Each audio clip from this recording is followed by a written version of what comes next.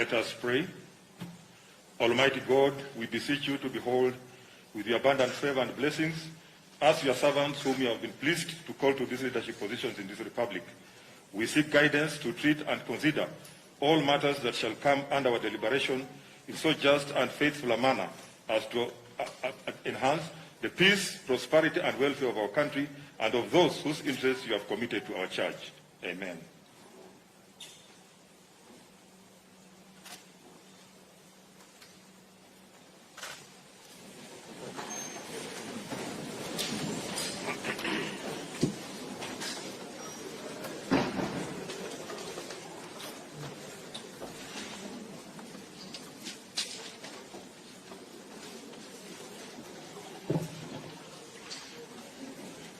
Your Excellency, Honorable Uhuru Kenyatta, President of the Republic of Kenya and Commander-in-Chief of the Kenya Defense Forces, the Right Honorable Speaker of the National Assembly, Honorable Justin Muturi, Honorable Members of Parliament, Article 1321B of the Constitution of Kenya requires the President to address a special sitting of the Parliament of Kenya once every year and at any other time. Further, Article 1321C requires the President to, among others, once every year, report in address to the nation all the measures taken and the progress achieved in the realization of national values set out in Article 10 of the Constitution. In addition, Article 247 of the Constitution requires the President, in his capacity as the Chairperson of the National Security, NSC, to report to Parliament annually on the state of the security of the Republic. In this regard, pursuant to Article 1321B and C, 1 and 2 of the Constitution and Senate Standing Orders number 22.1 and 2, upon request by the Presidency, vide letter reference number SH/15 dated 23rd October 2020, I gave notice of today's special sitting to the Honorable Senators by Gazette Notice number 8976, which was published in the Kenya Gazette on Friday, 6 November 2020. Accordingly, Honorable members, this special sitting is properly convened. I thank you.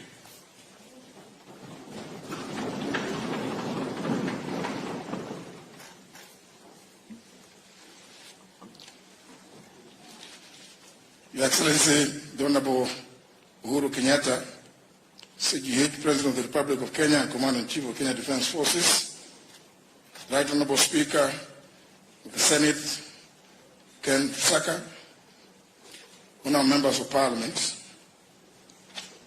Article 132, Clause 1, Paragraph B of the Constitution of Kenya requires the President to address a special sitting of Parliament once every year and at any other time. Further, Article 132, Clause 1, Paragraph C requires the President to once every year report in and address the nation on measures taken and progress achieved in the realization of our national values. Additionally, the same article provides that the President shall submit a report for debate to the National Assembly on the progress made in fulfilling international obligations of the Republic. In this regard, and pursuant to the same article, paragraphs B, C, Romans 1, 2, and 3 of the Constitution and the provisions of Standing Order number 22 of the National Assembly Standing Orders, by Gazette Notice number 8975, which was published in the Kenya Gazette on 6th of November 2020, I gave notice of this special sitting to the members of the National Assembly. Accordingly, honourable members, this special sitting is properly convened.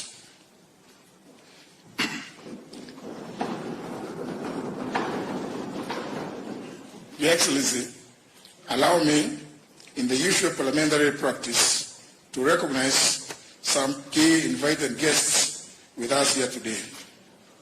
Seated at the Speaker's row, I wish to recognize the Honourable Deputy President of the Republic of Kenya, His Excellency Dr. William Ruto, the former Prime Minister of the Republic of Kenya and the African Union's High Representative for Agriculture, for Infrastructure Development in Africa, the Right Honourable Raila Amolo Odinga,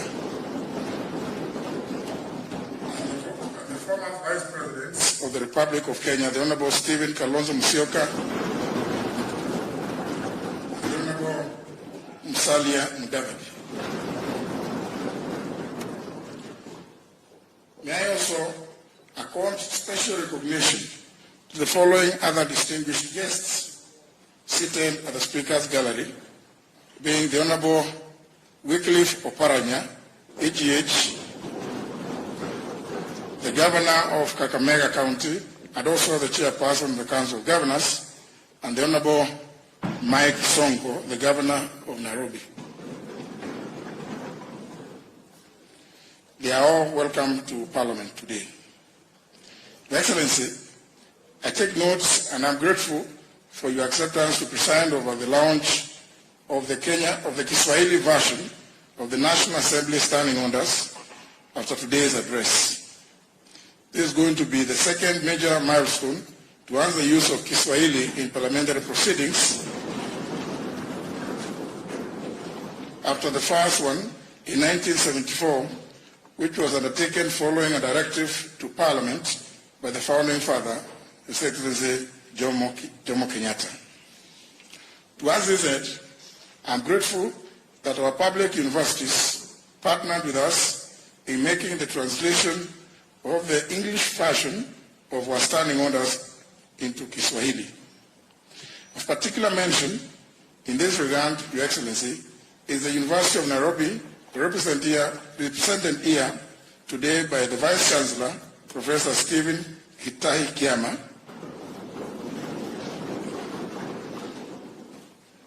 and Kenyatta University, represented by the Vice Chancellor, Professor Paul Wainaina,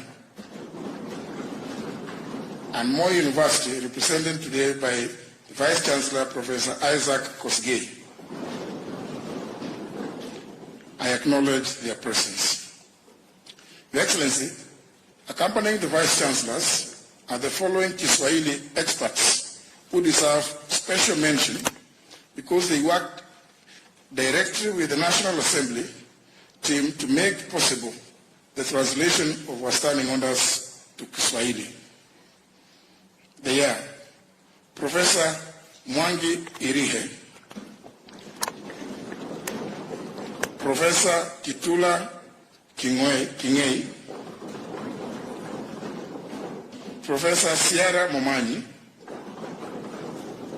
Dr. Robert Oduori,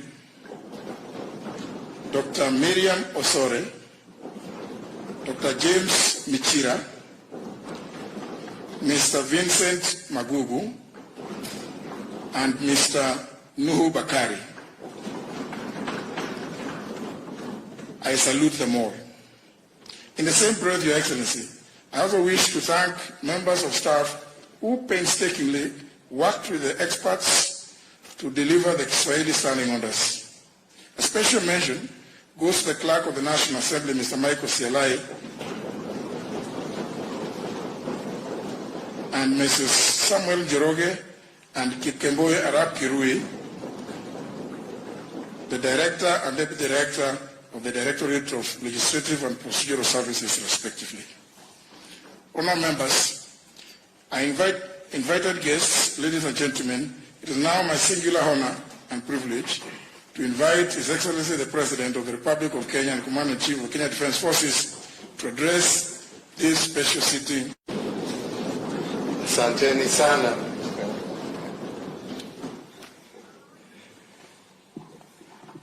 The speakers, or the Speaker of the National Assembly, the Speaker of the Senate,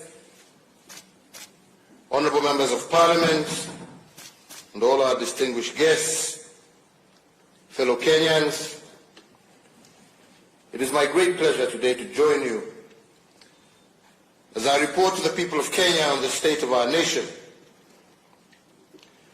Indeed, I return to this esteemed chamber to deliver my 7th State of the Nation address in a house that I had the privilege for serving in for 11 years. 5 years on the opposition benches as the leader of the official opposition, and 6 years as a cabinet minister. Indeed, my mixed bag of fortunes while in this House affirms the possibility of our nation. Mr. Speaker and honourable members, as a reminder of our sacred duty to our beloved nation and in renewal of our solemn pledge to God and to one another, let us reflect on the following words. O God of all creation, bless this our land and nation. Justice be our shield and defender. May we dwell in unity, peace and liberty, and plenty be found within our borders. May the words of our national anthem inspire all of us to serve faithfully and with hearts filled with thanksgiving. Mr. Speaker, today as I deliver the State of the Nation address, I will also report on measures taken and the progress achieved in the realization of our national values in line with Article 132 of our Constitution. And finally, I will submit to the National Assembly a report on the progress made in fulfilling the international obligations of our Republic, as well as a report on the state of our national security. Mr. Speakers, I wish from the onset to assure you that the state of our nation is strong, resilient, and brimming with the promise of an even brighter tomorrow. I deliver this State of the Nation address in the midst of extraordinary global, economic, social, and health disruptions which have not spared us. These disruptions necessitated the rescheduling of this address for about 6 months.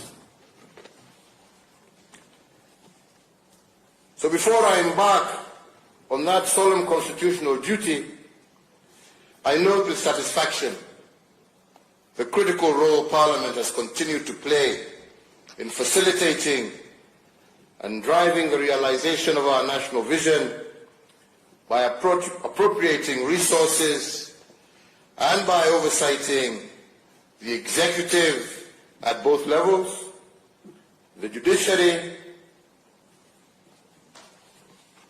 of our Republic.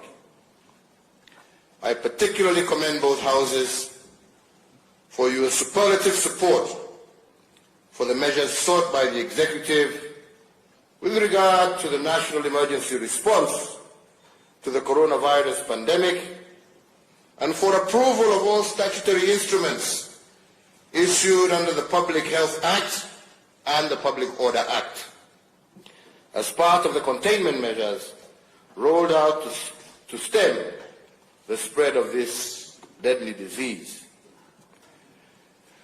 I also convey my gratitude to the National Assembly for the expeditious consideration of my nominees to various state offices, including ambassadors, high commissioners, and permanent representatives to Kenya's missions abroad. And I note with appreciation that our latest state nominee, being our nation's inaugural data commissioner, was also duly considered by the House. Asante sana. Mr. Speaker, sir, I am pleased to confirm to this House that the rollout of the unique personal identification number, Huduma number, with all its attendant benefits, is now fully on course. We are desirous of accelerating the implementation of our national transformative agenda. In this regard, I urge Parliament to prioritize the consideration of various seminal bills that are pending before the legislature, such as the National Aviation Management Bill, which once enacted will anchor the turnaround of the pride of Africa, our national carrier, Kenya Airways.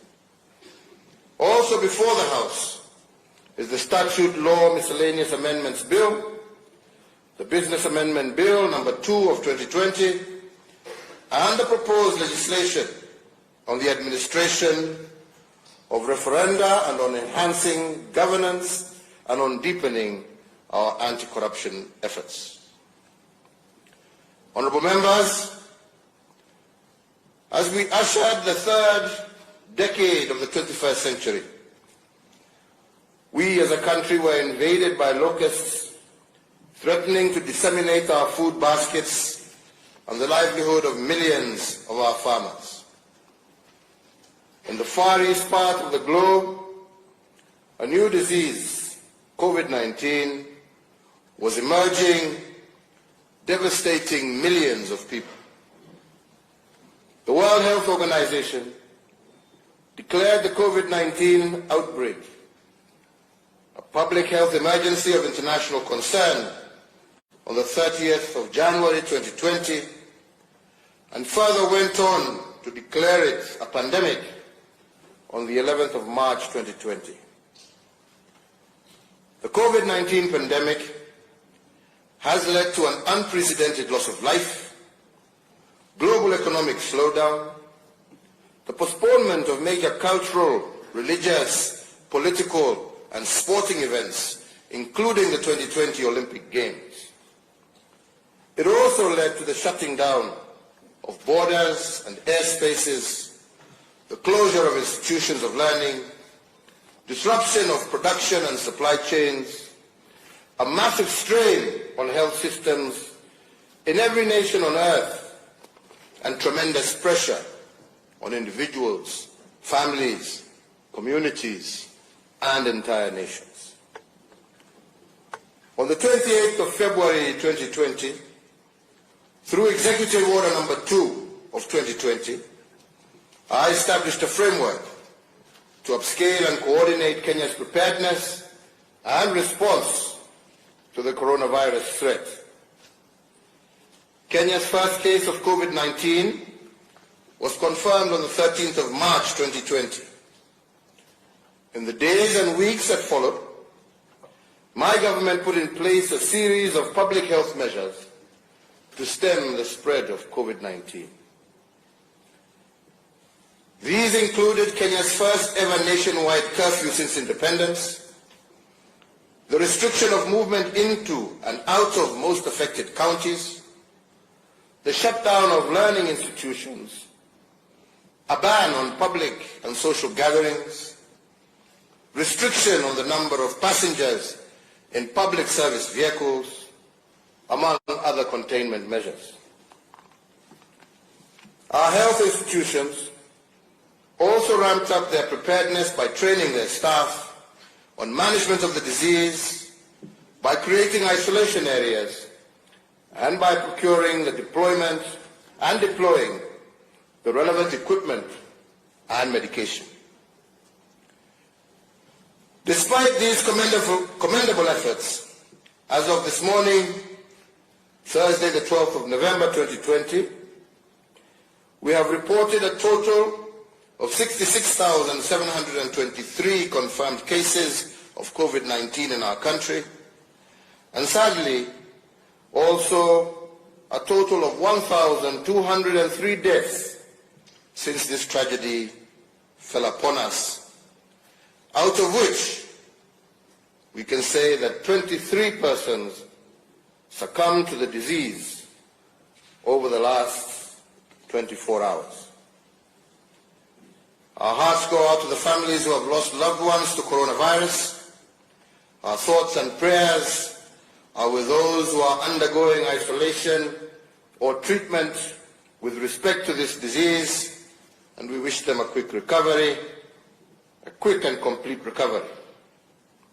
Honourable Speakers, honourable members,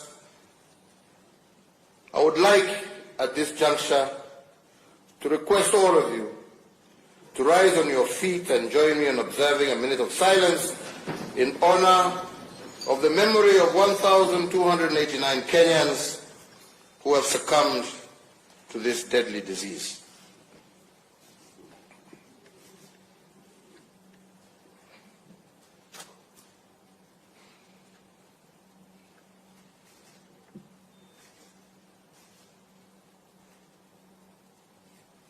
I thank you. Honorable Speakers, it is my plea to this House and to all Kenyans that we must not succumb to COVID fatigue. We must not backtrack from our vigilant fight against this pandemic. And on our part, as leaders, our stamina for discipline must not diminish. If the people fall short of giving their best at this time, we, the leaders, have no option but to give our all. As I said recently, we must know the way, go the way, but also show the way. Mr. Speaker, we also once again honor and commend all our frontline health workers across the country, and we shall forever be grateful for their service under tremendous strain and challenging conditions. We also recognize and honor all other first responders, frontline staff, and essential workers who have selflessly gone above and beyond the call of duty and ensured that the Kenya flame continued to burn bright. The COVID-19 pandemic began against the backdrop of a steady economic growth rate of 5.4% in 2019. Our focus in implementing the Kenya Vision 2030 and its medium-term plan, dubbed the Big Four Agenda, has been bearing fruit. As a result, most of the major economic sectors evidenced impressive growth last year, including manufacturing, agriculture, tourism, and financial services.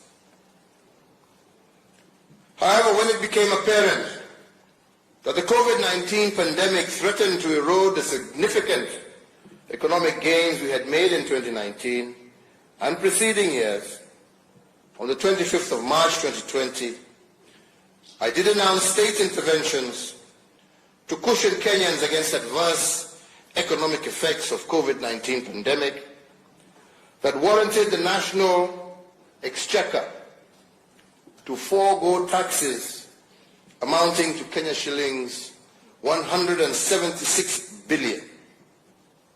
These tax measures included the temporary suspension of the listing with the credit reference bureaus of any person, micro, small and medium enterprise, and corporate entities whose loan accounts had fallen overdue or was in arrears. 2, the immediate reduction of VAT from 16% to 14%. 3, 100% tax relief for all persons earning up to Kenya shillings 24,000. 4, reduction of pay as you earn from 30% to 25%. 5, reduction of corporation tax from 30% to 25%. Indeed, number 6, we did also instruct that all ministries were to pay approximately Kenya shillings 13 billion of verified pending bills so as to improve liquidity in the economy and ensure that businesses remained afloat by enhancing their cash flows, with the private sector also being encouraged to clear all outstanding payments owed within themselves. The Kenya Revenue Authority was directed to expedite the payment of all verified VAT refunds claims amounting to Kenya shillings 10 billion within 3 weeks, or in the alternative, allow the offsetting of withholding VAT in order to improve cash flows for businesses.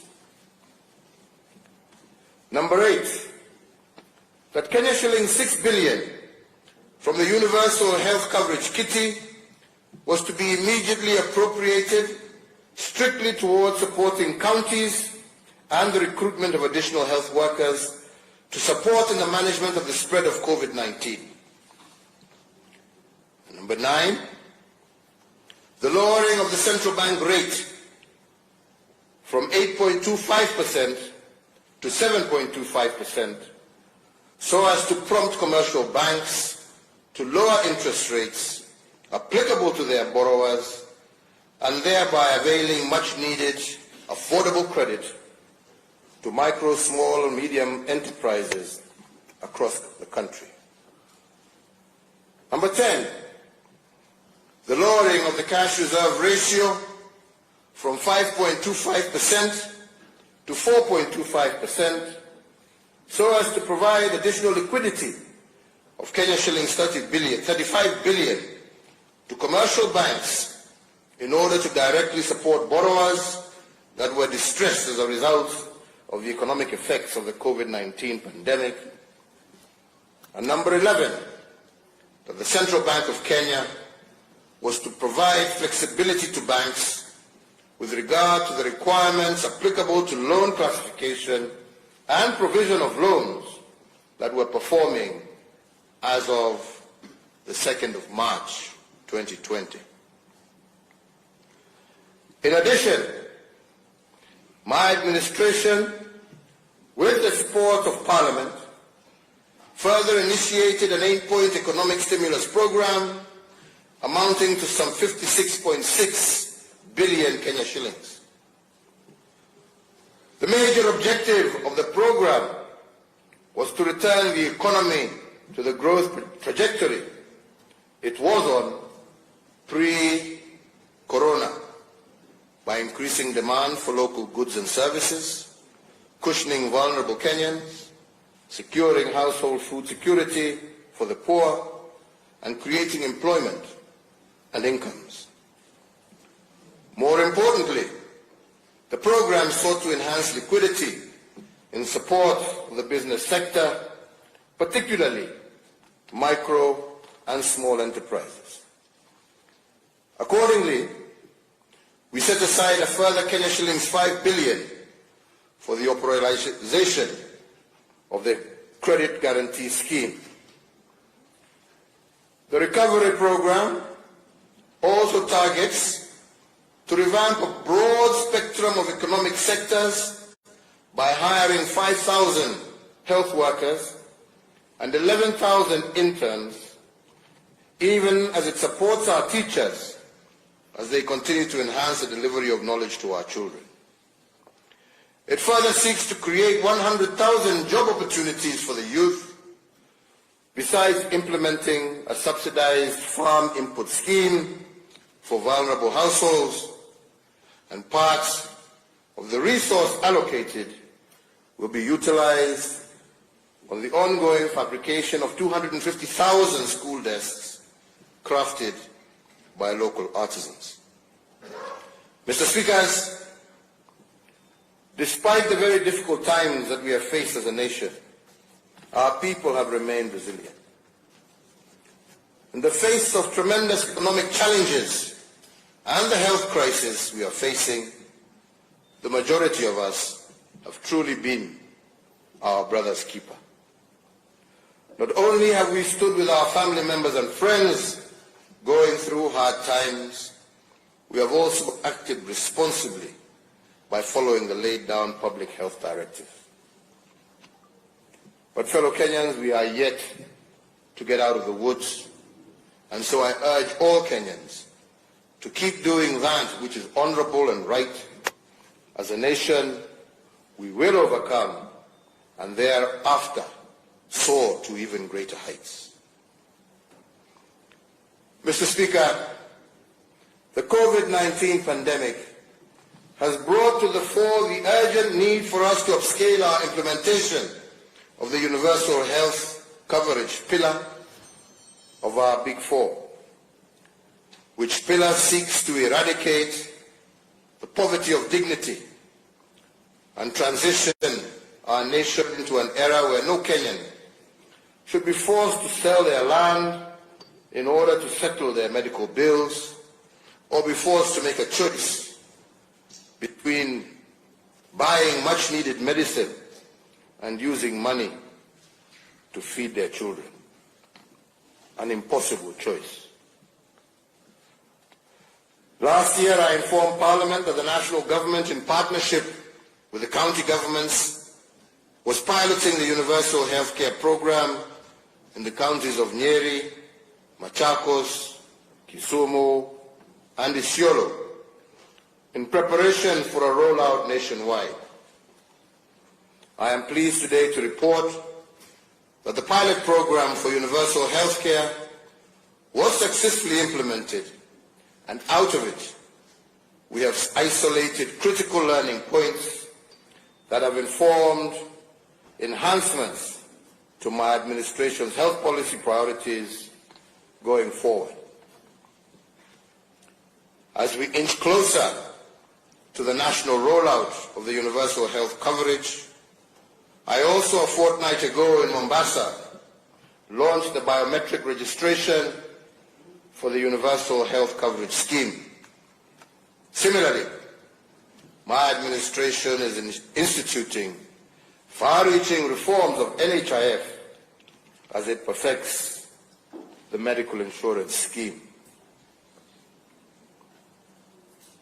Honourable Members of Parliament, it is notable too that there has been a phenomenal increase in mental illness across the country and indeed around the world, which has caused serious national distress and anguish in our families.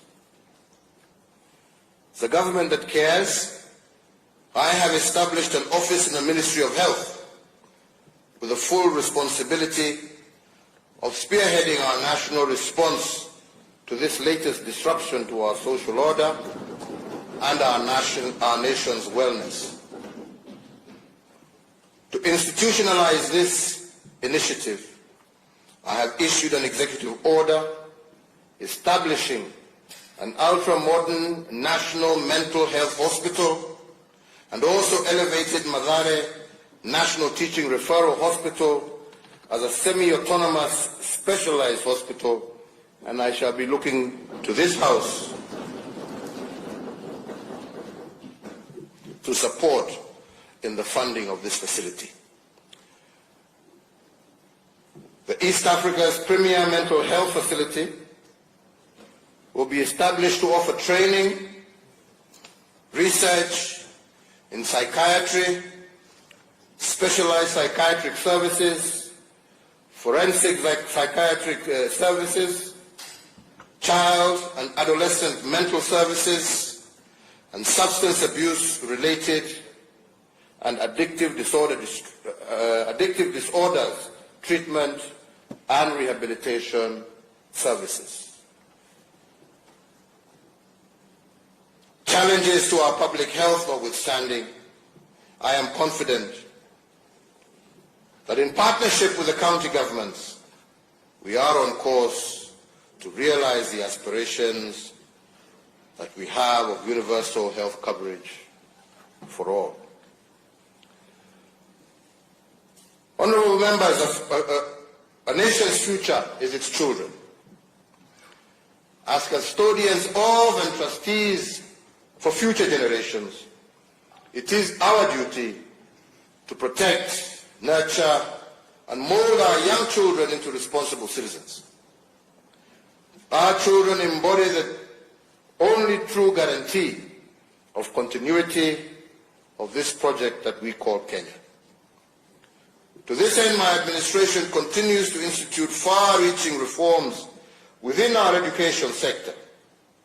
And in January last year, we successfully completed the rollout of the competency-based curriculum, an exercise which, while notwithstanding its challenges, is one that has nevertheless been fully embraced by all stakeholders in the education sector.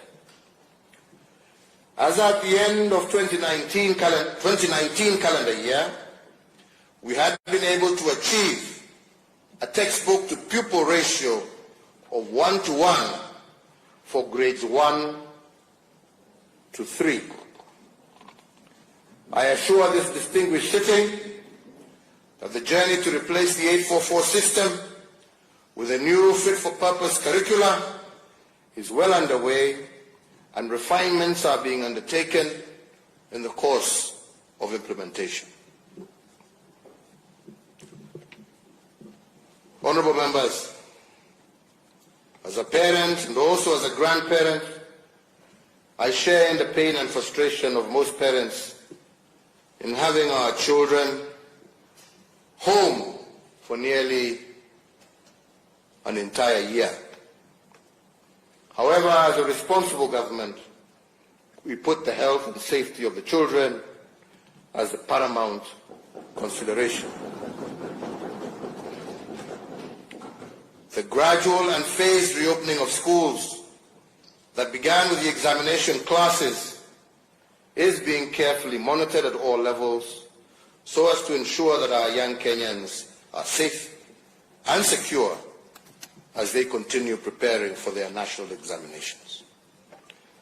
The Ministry of Education will, within 14 days of the date hereof, announce the 2021 academic calendar, with all other classes expected to resume learning in January of 2021. Still on the subject of our basic education, I made a commitment to the nation during my last State of the Nation address that no child should be left behind, meaning that no child be denied their right to access education. I am pleased to report to this House that for the second year we have been able to achieve a transition rate of 100% from primary to secondary schools.